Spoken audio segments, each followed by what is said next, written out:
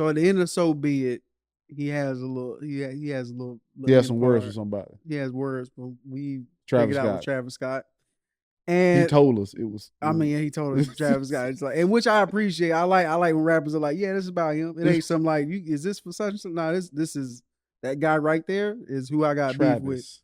And some people are saying this is like just because he got an album coming out and this is part of his rollout, which whether he is intentionally doing this because he wants attention or not, it's gonna have that effect regardless. Because that's line of events, that's what happened. That's real life. That's going, so what people really arguing about to me is like his intentions. But like with me being a fan of Pusha T over these years and him rap over beats like nostalgic, whatever, I don't think his first concern is like getting like Travis Scott fans or whoever to listen to it. You know what I mean? Because he's been rapping over B-side beats his entire career. So I don't think he's a person that relies on like clout or like shock value. Because he knows the type of music I listen to, I make isn't for everybody. You know what I'm saying? I've been making luxury coke rap over B-side beats for years. So it don't matter. 20 years. Yeah, for 2 years. So even if they come here, chances are they not gonna like it anyway. You know what I mean? So like I like his approach to rap because he is like a purist. And not only that, he embodies the lifestyle that he promotes when he's like, it's real. Not only real, but when you get to a certain point of luxury, certain things are an acquired taste. Like everybody don't like caviar. But if you like caviar, you know all about caviar. Yeah. You know what I'm saying? And he embodies that. Like we make a specific style of movie, we make a specific style of music. This is what we put out. You don't like it, so be it. You know what I mean? You know what I mean? So be it. Which is why I like that whole thing, bro. So to that point, what do you think? What do you think about like him using it as part of his album rollout? Because he is on podcasts like, I don't mess with it. Yeah, but the issue is that he don't shy away from questions. Yeah, or talking. Who is this about? I'm gonna tell you who it's about. Yeah, and if he has shown multiple times that if you do something for real, I have been beefing with these people for years because Birdman has still not paid this beat. It's the whole. Like this, I have yet. You know that's my man's. You know that's my man's. You know what I'm saying? Whenever you do something to my man's, I'm gonna call you out in the form that you. And you know why? So it's like, hold on. You know why? Because he said platinum in the streets making consistent hits while Pharrell keep talking this music shit. Pharrell got them out the streets. He was like, why am I gonna rap when we platinum in the streets? You know what I'm saying? That man changed their life. You know what I'm saying? They making the same kind of money legit. You know what I'm saying? Of course we're gonna defend our man. Yeah. And the thing is with this is regardless of how you feel, I don't care. You know what I'm saying? That's that Thailand talk. I don't care. Yeah. You know what I'm saying?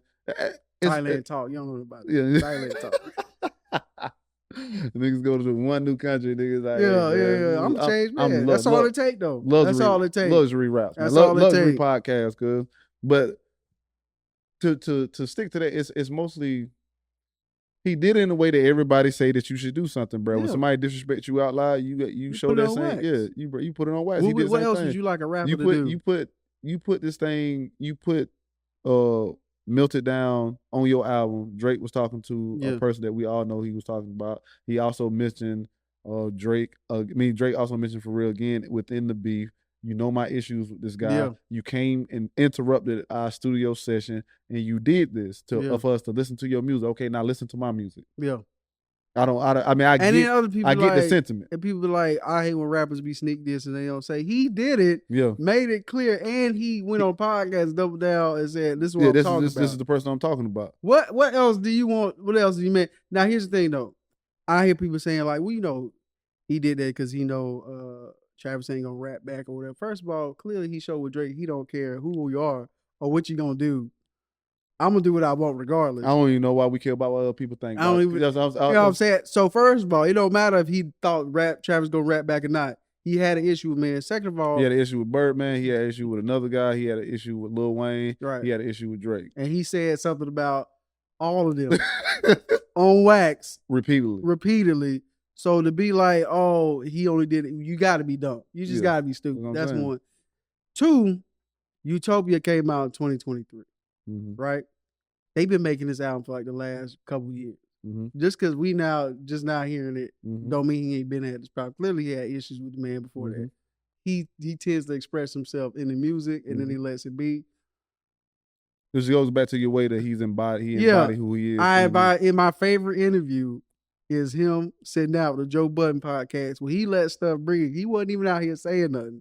Go back and listen to his Joe Budden podcast. That's like your favorite. That's like my favorite interview of any podcast of all time. Because this man shows you how much of a menace he is, and like how much he does not care. Like he's like, I wasn't even gonna say nothing, but I couldn't sleep with myself,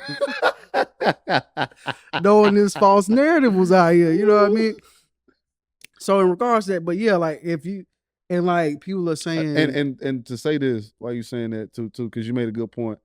This album, they've been working on it for a long time. You brought this album to them while it seems like they was working on this album. Yeah, working on this album. So I'm going to express how I feel about in this album. This Kendrick Lamar track, regardless of what it is an old verse that was supposed to come out last year. Yeah.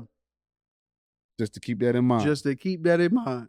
So when it comes out, don't think it's like, well, he just recorded. No, this has been supposed to come out. The verse that he fought for went through legal trouble. It's already been like, so he can't be like, oh, let me. Well, I mean, he could at this point because he had his deal. He can do whatever he want to do. You do what he wants to. You say whatever you want to say. But I paid my way out of this. I'm gonna say what I want to say. Yeah, but I think people are saying it don't make sense at the end of the track. First of all, it does make sense to me because that whole song is explaining to people how you not like them and like how they at peace with it. So be it. So of course he gonna air that specific grievance out on that last bit of that track. So that makes sense that on that level, Ace Trumpets is kind of the same. This is what we own. Y'all not on it. And then so to call him out in the song, especially is gonna be on an album called Let God Sort Him Out, means like it goes to the narrative. It goes to the entire narrative. So people like they don't understand what they put that in the song, really not paying attention to me. And I think it's funny because like you were saying, Travis came to their studio session while they was making this album with them and Pharrell, used them as a photo op, played them Meltdown without Drake's verse. You know who produced Meltdown? Who? Pharrell. Pharrell produced? Oh, that's crazy. I ain't know that. Now you really gotta die.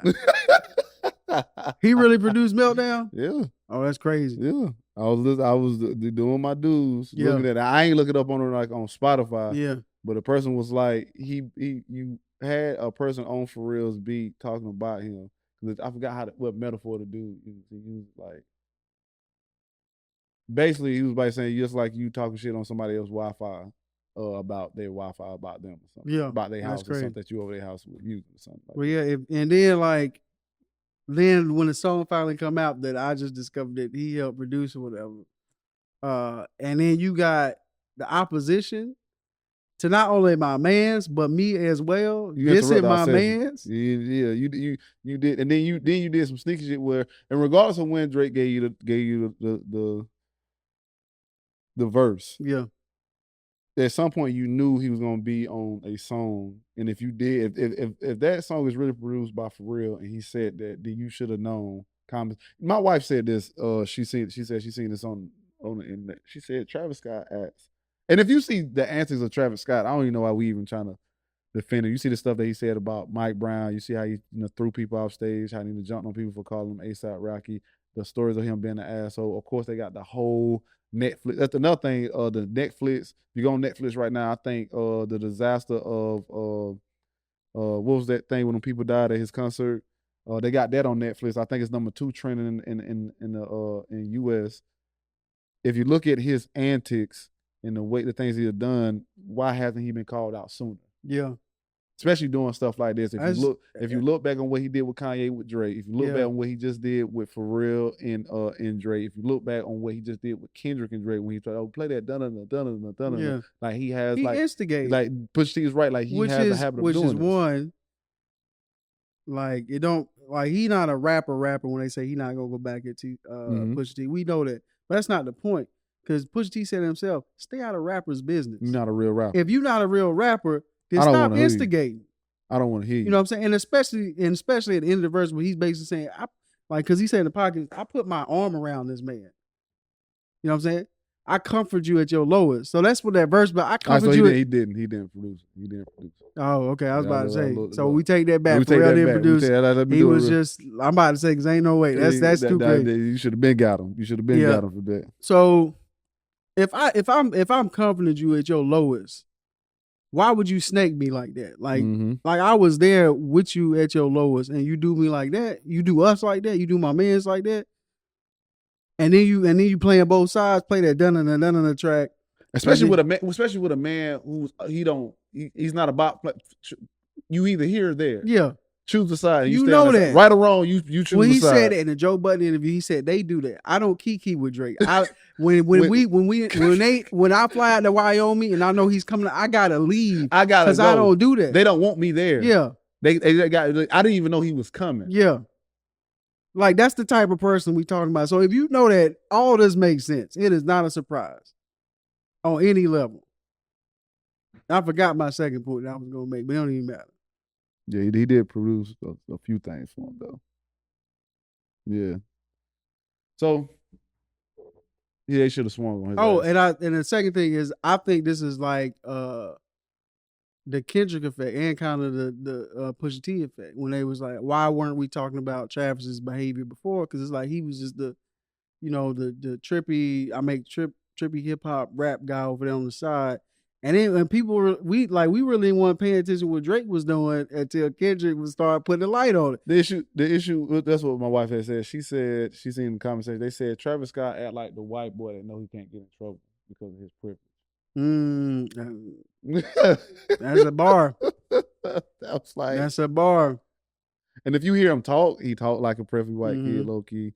He talk like he's from a place of like privilege, and he acts like that. Like he acts like that. Like, you know, if you see some of his antics, you be like, why are you being an asshole right now? Like, why are you acting like this? Like, you really don't. You really. And then to confirm, you really on some OJ stuff. And then confirm, not even like low key that it's like if you hear him talk about like Mike Brown and how funneled that was, and it was like, oh, I see it. You as a black man would see it in him when he talk about like how in so many words from how I took it, like he really didn't care too much for it. He didn't understand the black experience in that situation. It's almost like that. Yeah. It's like you grew up not around black people. What part of Houston is he from? I don't know. And I'm not saying he didn't. It's just how he acts. He acts like, you know what I'm saying? Yeah, like he's I think, you know how Carlton act on like, or sounds or the ideal of him. It's like that. You remember the episode in Fresh Prince when he had went to, you remember the episode of Fresh Prince, like when he started being hood and Will had to go get him? Like that. Yeah. It's like, we know you acting, but you're doing a good job right now. Yeah, it's like that. Yeah, but even Carl wasn't, he knew what it was at the end of the day. Like, don't get it. What's my man, What the Dirt, that tried to insult Justin Hunt, the company man, like, oh, he's a Carl. You like, you don't watch your mouth. Yeah. I'm not saying Travis Scott. But my thing about Travis Scott is he gives to me the same type of vibe or similar vibe that Lil Wayne does. When Lil Wayne was on the news talking about if racism doesn't exist, it's like that. Why am I a rich black man? They see the value in me. Not knowing what you just said is exactly why they tolerate your bullshit. It was like some stuff like when you hear him talk, you like, why are you talking like that? You should know better. Why do you sound like this? Like, why do you sound like this? Because he's had enough money and privilege for a while that he thinks he's transcended. He doesn't have to think. Yeah. You never was mentally integrated into that because you had this over here going for, and it's not a bad thing. It's just you shouldn't speak on it. That's my issue. You should say, I don't really get that.